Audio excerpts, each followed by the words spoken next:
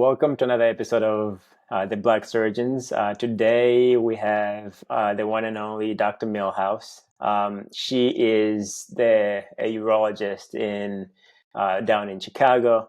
We're super excited for her to be here. I'm just gonna open the floor. And Dr. Milhouse, again, thank you so much for being here. Um, if you don't mind, as we get started, just kind of introduce yourself, who you are, what you do, and where you're located. Well, thank you, Dr. Webonelli, for having me on Black Surgeons podcast, videocast. I'm excited to be here and talk to your audience. I am a board certified urologist, which means I am a surgeon who specializes in the urinary tract, male reproductive, and I did a fellowship training in something called female pelvic medicine and reconstructive surgery. So I'm also a specialist of the vulva and the vagina.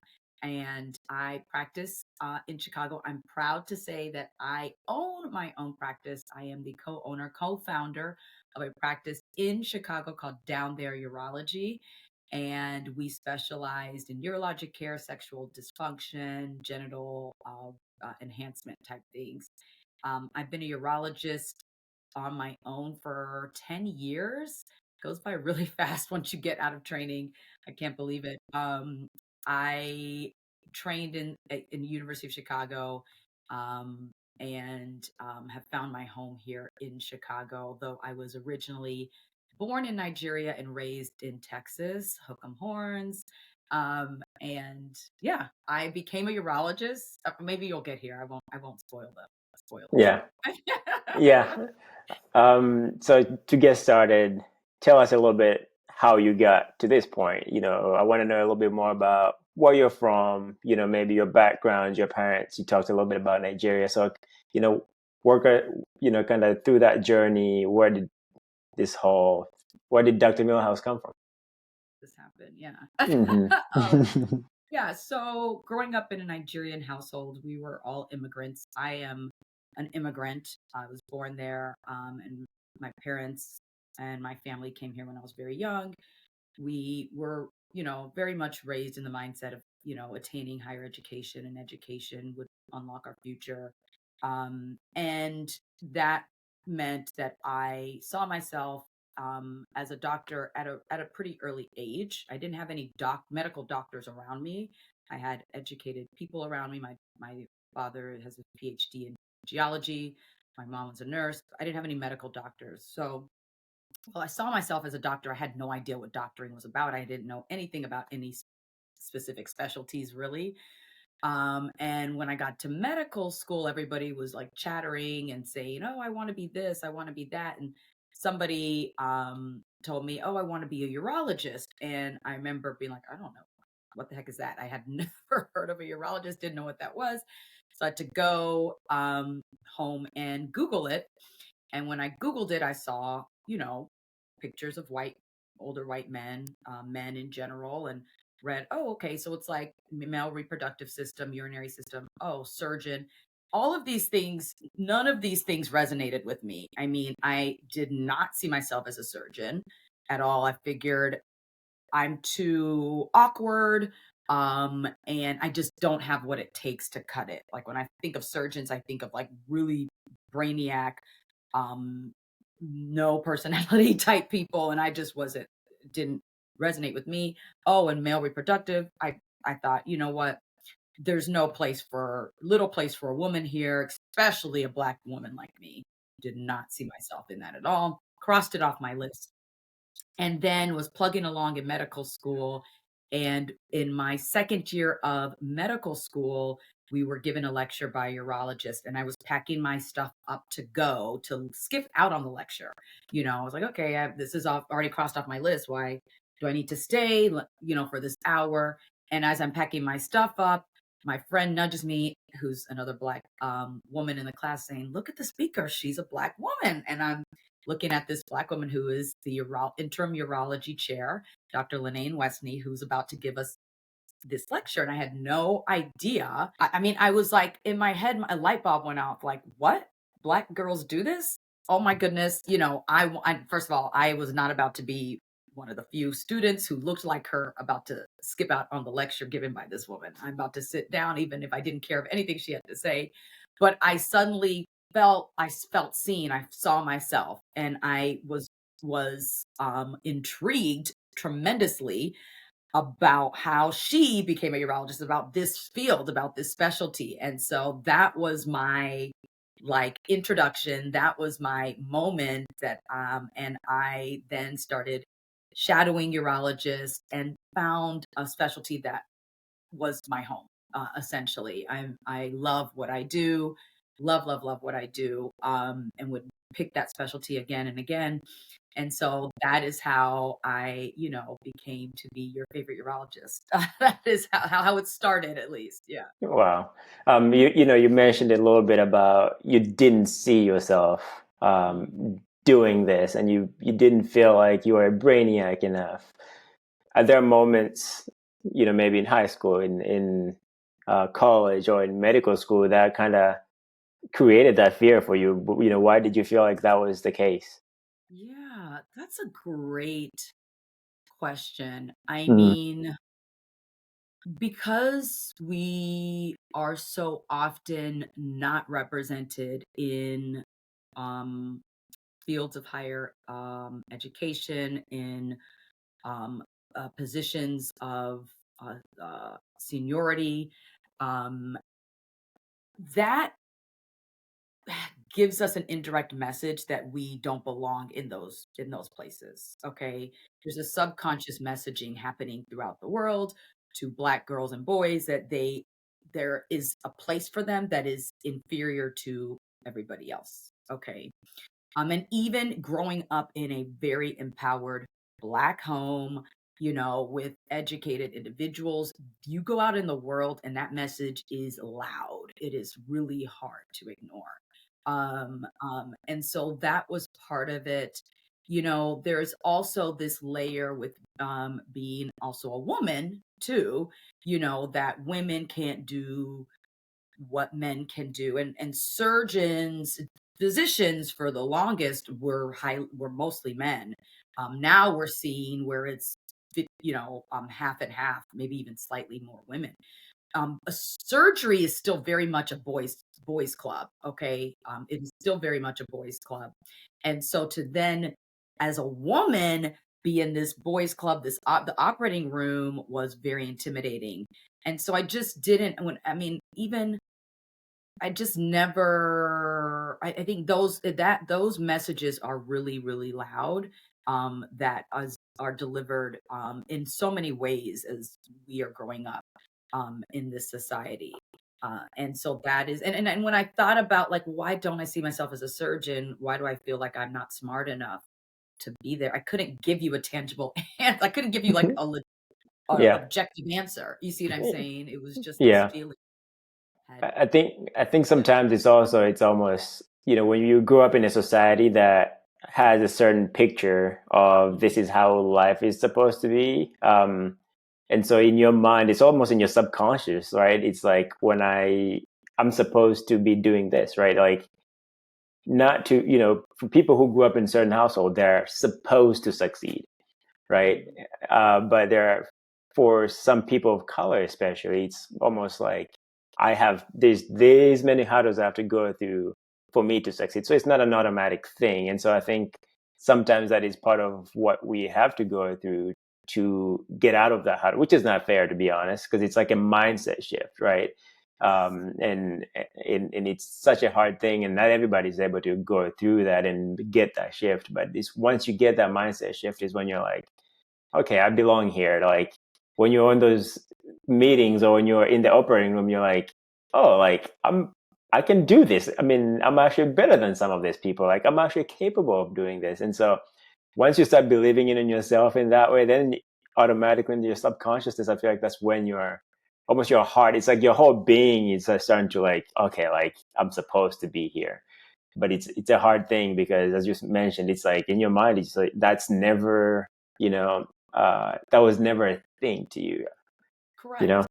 You talk about the mindset shift, and you're so correct. I remember, we, as minorities, as Black physicians deal a lot with imposter syndrome. And so even when I got to residency, I was like terrified like that, like I was going to be a huge failure and somebody had made a mistake.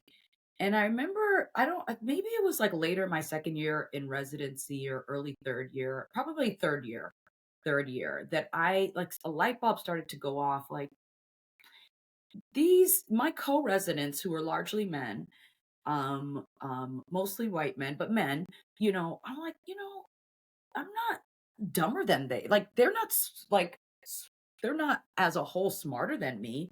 I'm just as smart as them. They are just they just are brave and they will raise their hand and say the answer even if they are wrong. They're just and I'm like, I am here tripling questioning myself to the point that I'm making myself be invisible.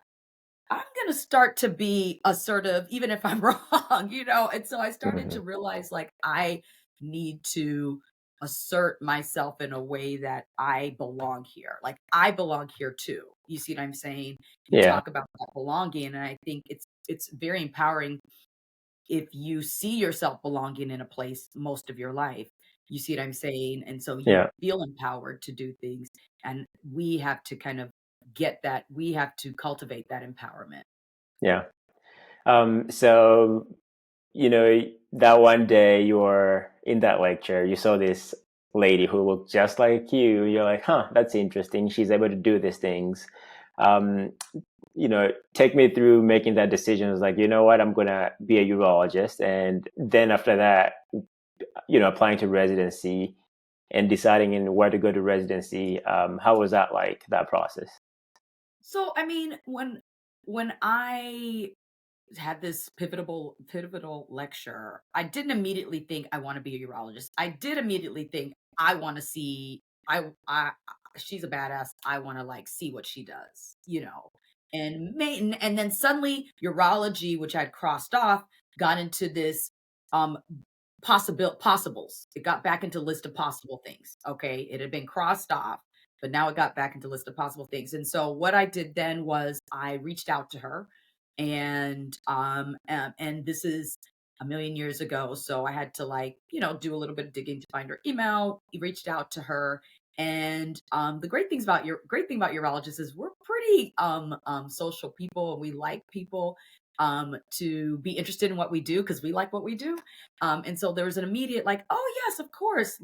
Let's arrange for you to spend a week with us. So I took a week out of my own time during spring break. We had a spring break week, and instead of enjoying spring break like on vacation, I spent a week with the urologist.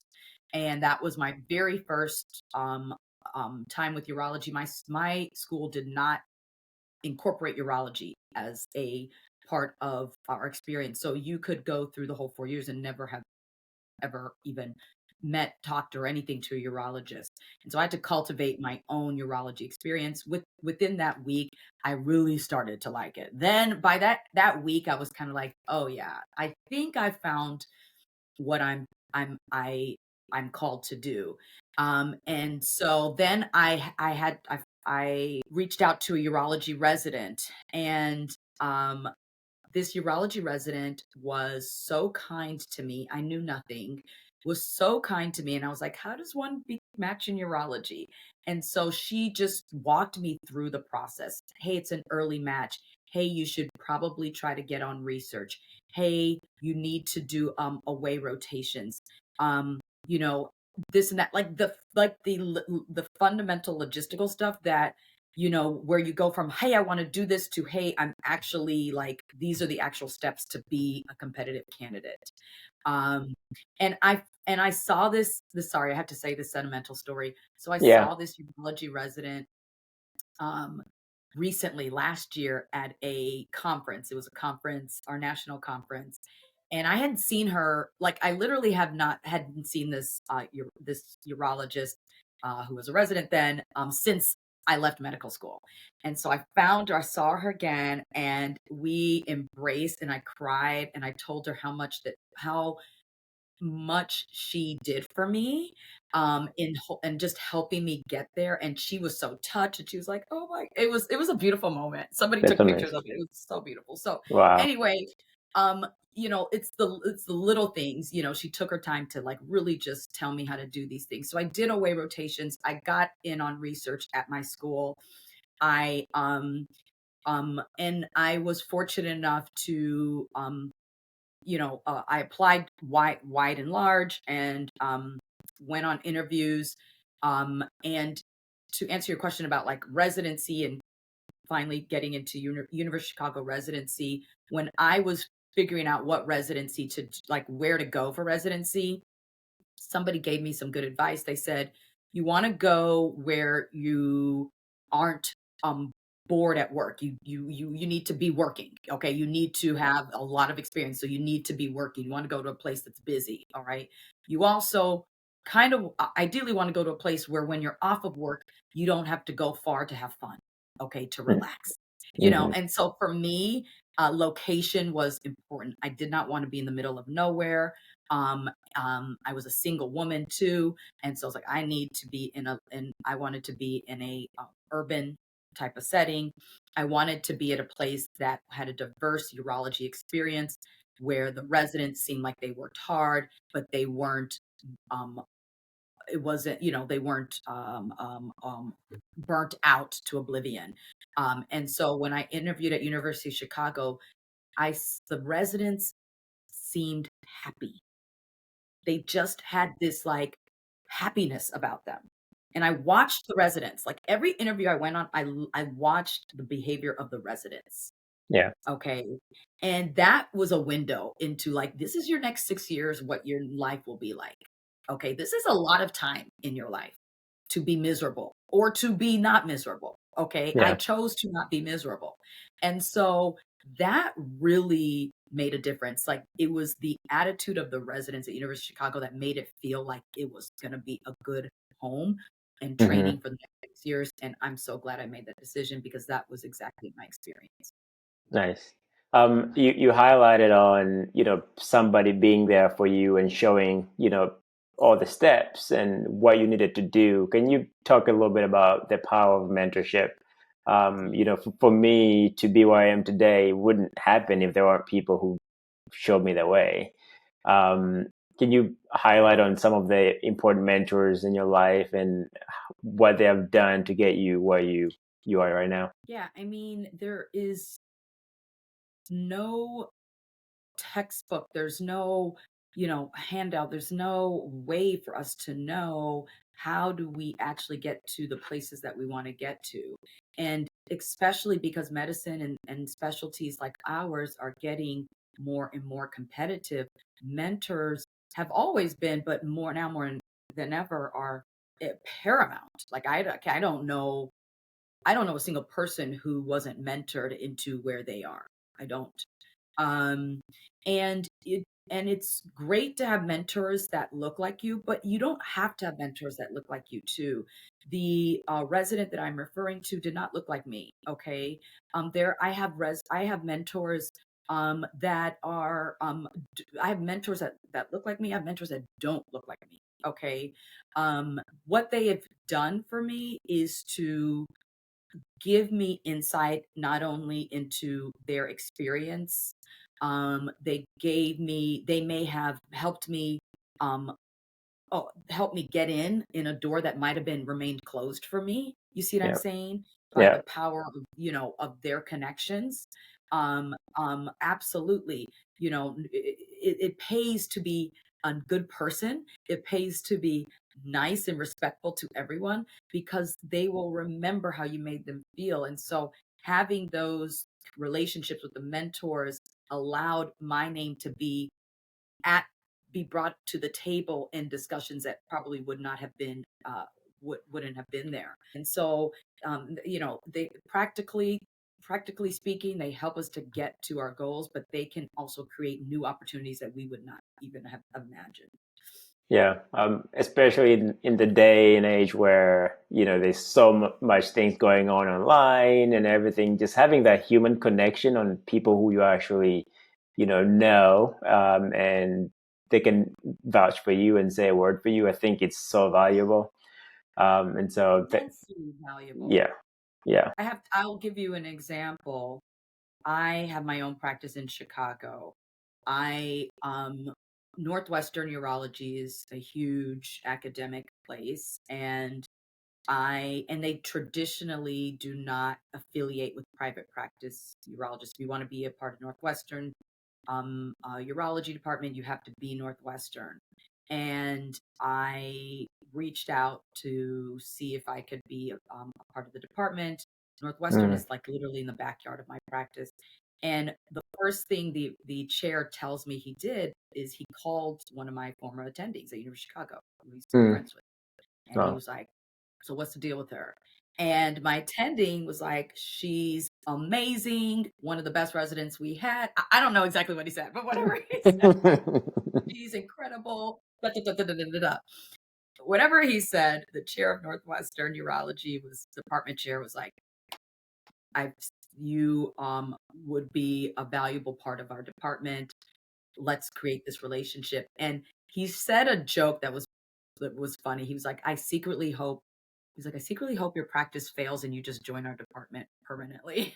I will take that as a compliment. Thank you. That's huge. Yeah, Yeah. So yeah, anyway, yeah, those people will say a great word on your behalf.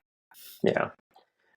Switching gears a little bit, as you know, this podcast is all about trying to highlight the Black surgeon's experience. Can you kind of talk about it a little bit? Some of the challenges maybe you have faced as a Black surgeon, through your training, and maybe even now as you started your practice, and trying to establish yourself. What kind of challenges have you faced as a female Black surgeon? Well, internally, we all face a lot of imposter syndrome, and that could really stifle us.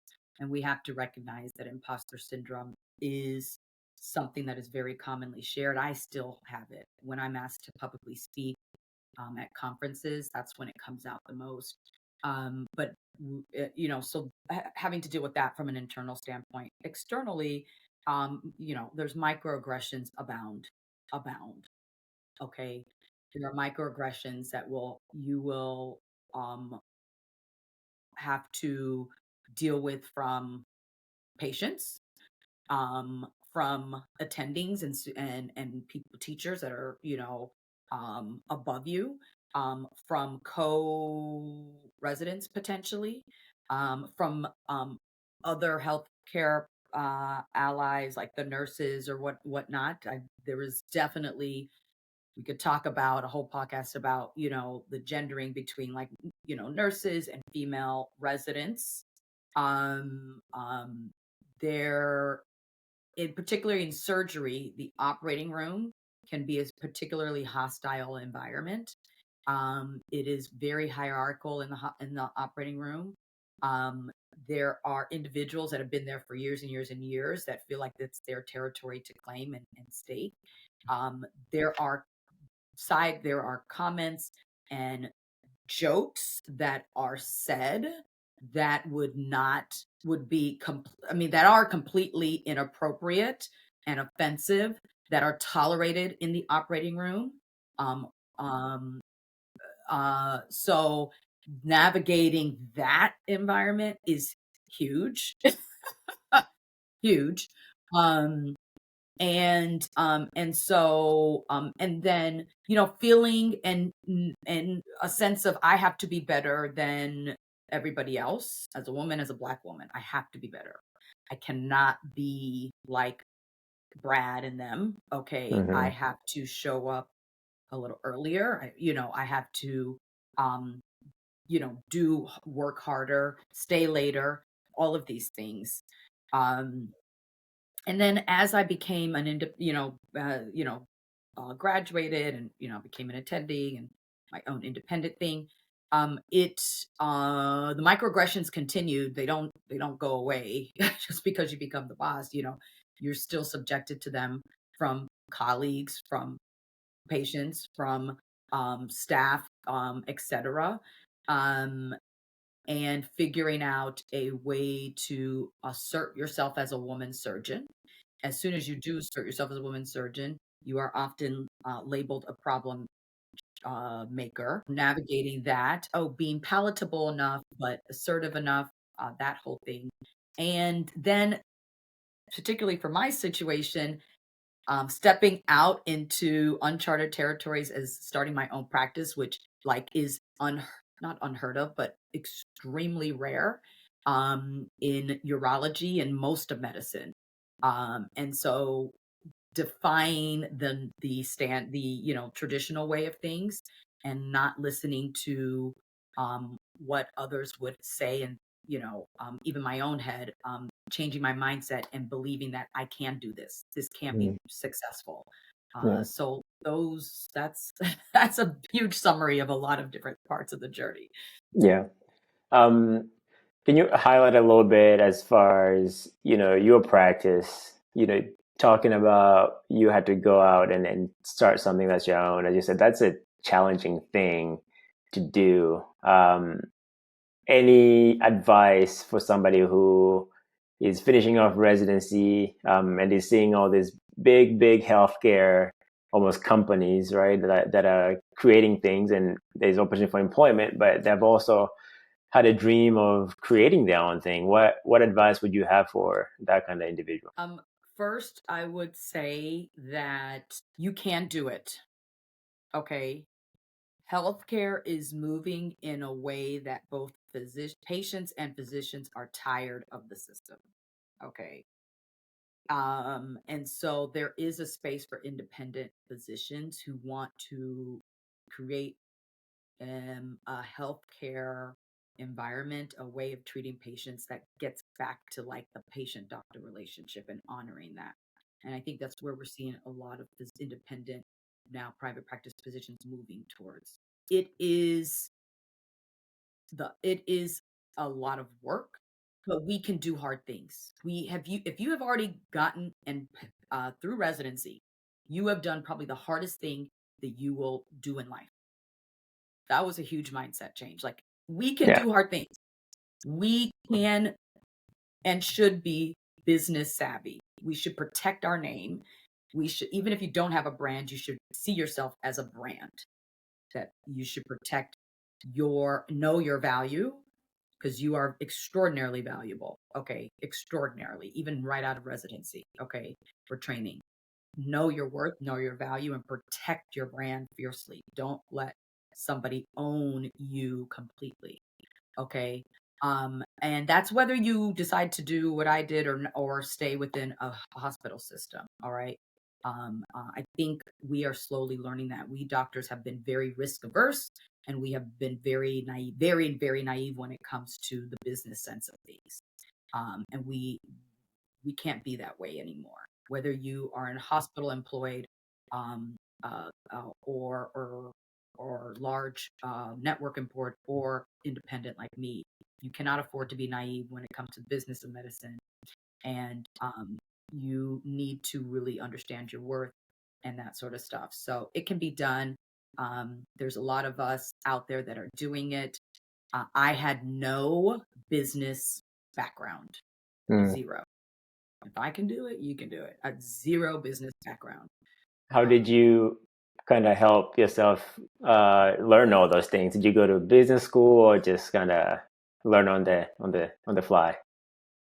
um, so I did not go to like a formal business school. No, nobody has time for that. I'm married. I got babies. Like, I can't. But I did connect with other like-minded individuals who Mm. had started to do their own practice. That was huge. And I did a program um that is was very helpful. I invested, it takes investing in yourself. I mean, these things aren't for free, okay? You do have to invest in yourself. I spent a lot of money investing in myself when I was making that shift from working for somebody to I'm working for myself, okay? That education and that knowing how to navigate that is not for free. And so there's a program called Entre MD, and they have a business school, and the business school is for medical physicians who are either trying to start their own practice or starting their own practice or have some sort of business brand that they want to cultivate. It was immensely impactful in my ability to kind of start the process and navigate it successfully. There were podcasts that I listened to. There's a podcast called like Practice Private's Private Practice Startup that is huge and very like meat and bones. Like, hey, you want to start your own practice? This is what you do. Step one, step two, step three. Private practice startup that was also very helpful as well. Nice, nice. Yeah. Um, so Sorry, I the just want to. private medical I practice. It's called the Private Medical Practice Academy. The Private Medical Practice Academy, and it's by Dr. Sandra Weitz. Okay, and it is on, like, wherever you get your Spotify.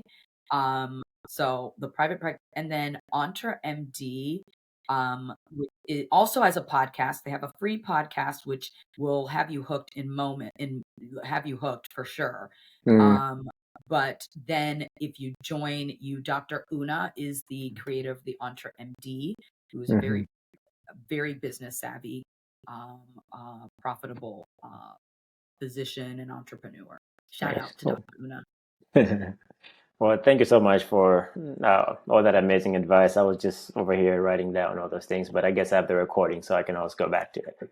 Um, um, Wanted to highlight a little bit, a few more things before we finish. I wanted to discuss a little bit about your experience as you being a Black surgeon, and how do you feel like diversity and inclusion has helped, not just you, but also, your patient population that you're treating down there in Chicago. Yeah.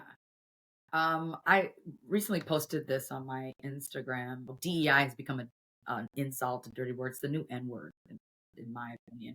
So people are like, "You're DI, you're DI hire," and I'm like, "Okay, yeah." And as if I'm D, yes, I'm sure along, I'm sure somewhere am was a DEI hire. That is not a bad thing. Okay, diversity, inclusion, equity is good for business.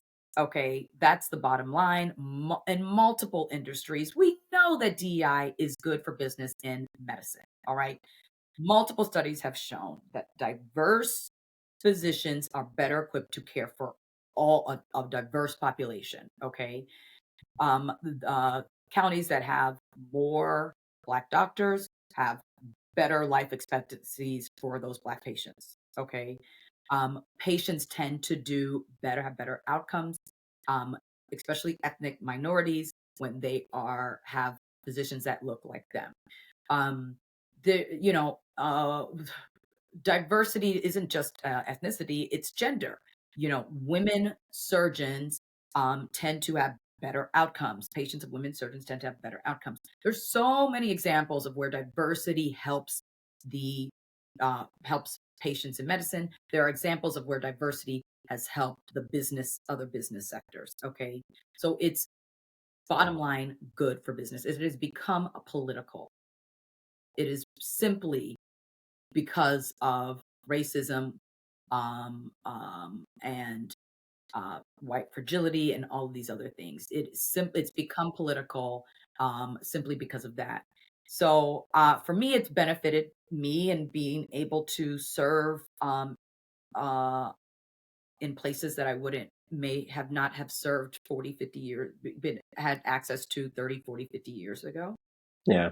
Because talent is maybe equally distributed, but opportunity has not been, and still isn't. And so it's afforded me opportunities that would not have been available to me. And in that way, I have been impactful in the communities that I've been able to serve in. And so I'm grateful for that. And I really want us to remain loud about DEI, because there is obviously a very um, worrisome anti-DI movement that we are living in right now. Yeah. And so how do you think we can improve access and representation for these underrepresented groups in all these surgical subspecialties, including urology. Well, I think it starts earlier than just, hey, urology for the medical students. Like we have to get Black and brown boys and girls seeing themselves as going to medical school, becoming doctors, becoming surgeons, becoming ENT, becoming a urologist. We have to, show them that, okay? And so that they see that early, they see that possibility early on. We have to also provide opportunities. We all know like getting through this road is expensive and there's a whole economic burden that oftentimes